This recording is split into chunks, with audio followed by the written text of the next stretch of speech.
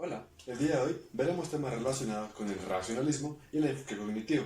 Por lo tanto, te daré datos curiosos, datos históricos e información que te ayudará a conocer una de las maneras en las que las personas conocemos el mundo.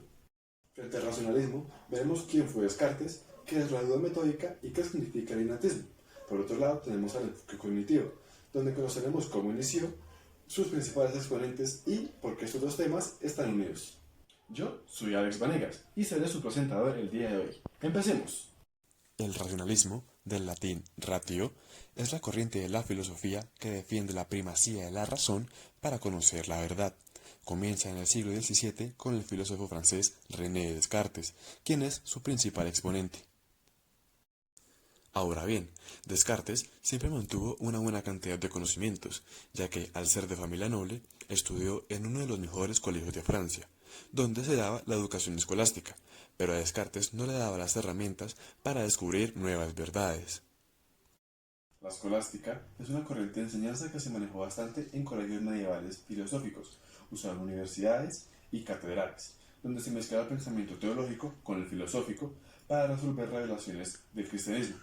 También se combinaba la lógica, la semántica, la metafísica con las dudas de dicha religión, pero esto no satisfacía a Descartes. Por lo tanto, inicia una nueva perspectiva para pensar el mundo, claramente de manera diferente de la educación que se venía dando, lo que resulta en una nueva actitud filosófica, a la que llamaremos pensamiento moderno o racionalismo, estando convencido de la fortaleza de la razón humana y de su potencial para lograr la verdad universal.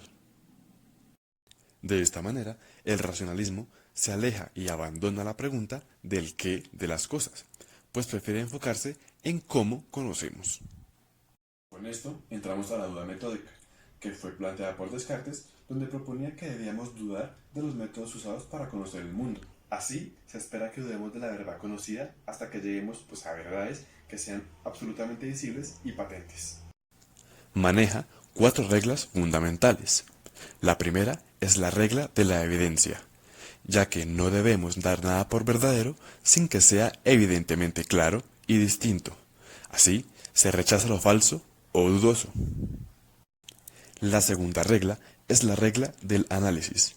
Esta dice que debemos dividir el problema, el caso, el concepto o la situación en tantas partes como sea necesario, con tal de saber si cada una de ellas es evidente, y así eliminar las falsas. Como tercera regla, tenemos la regla de la síntesis.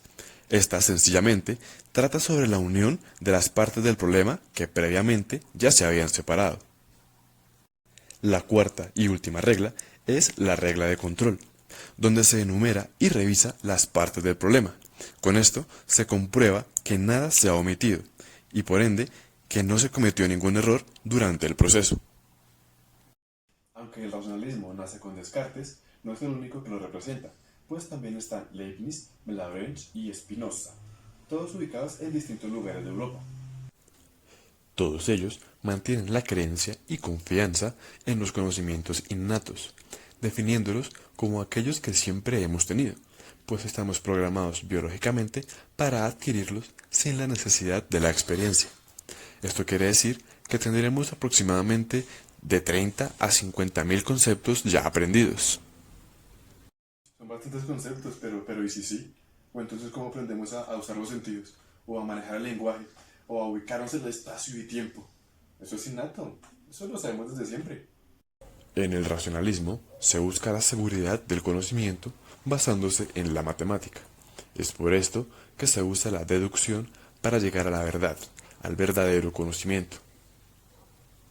Un ejemplo sencillo del racionalismo es, por ejemplo, el uso del fuego, ya que puedo decir que quema porque, digamos que empíricamente alguna vez me he quemado antes. O, una mejor opción, podría decir que las altas temperaturas de este podrían causar heridas en la piel. Racionalismo.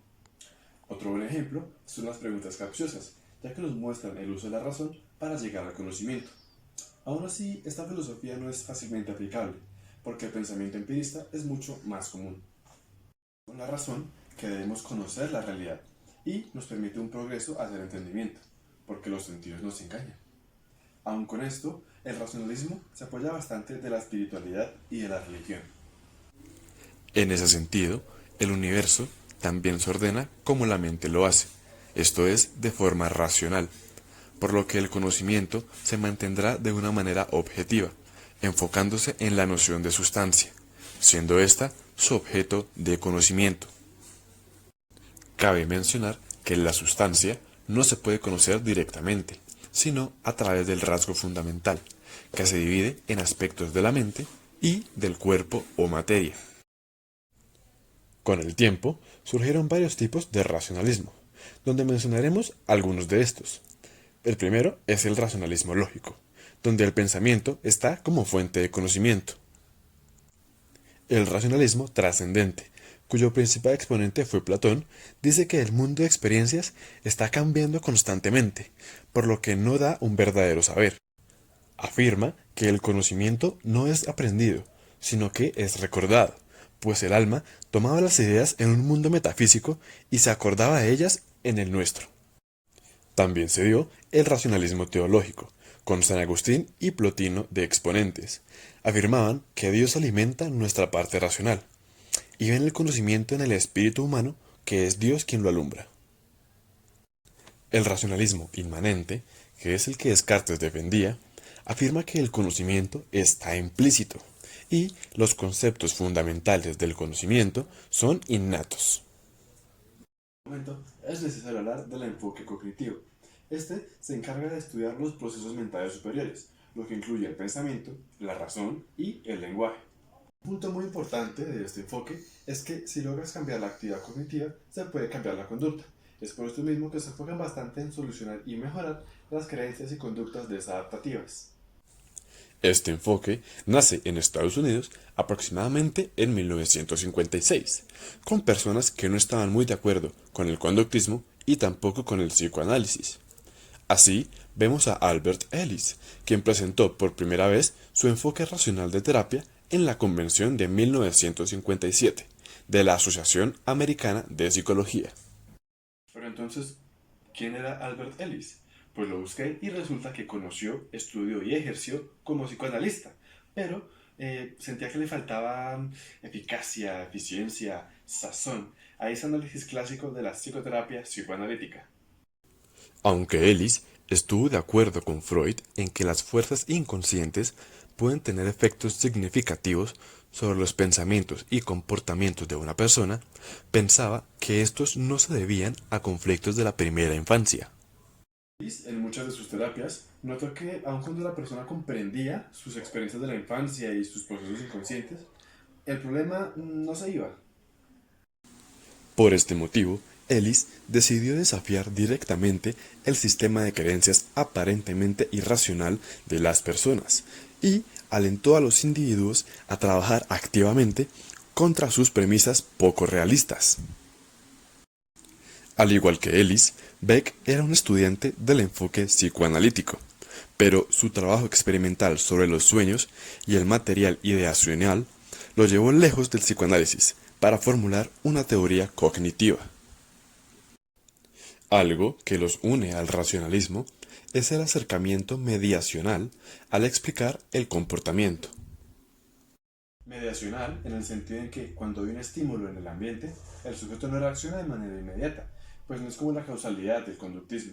Este enfoque afirma que hay un procesamiento en la mente, en la psique o en la caja negra. Ahora bien, para terminar de evidenciar la unión con el racionalismo, Chomsky afirma que la mayor parte de la estructura de la mente es innata. Esto permite el aprendizaje. Además, en su teoría del lenguaje lo reitera, pues menciona que el innatismo está en la capacidad del habla. Así, solo debemos aprender a manejar la estructura del lenguaje junto con la gramática. Chomsky es un lingüista que ha apoyado bastante la psicología y el enfoque cognitivo. Él argumenta que los modelos innatos de conocimiento son adaptaciones específicas de dominio. Esto quiere decir que cada módulo soluciona una clase particular de problemas. Eso sí, todo esto se maneja a nivel inconsciente. Esto fue todo por hoy. Espero les haya gustado el tema y haber aclarado muchas de sus dudas. Nos vemos en una próxima tarea.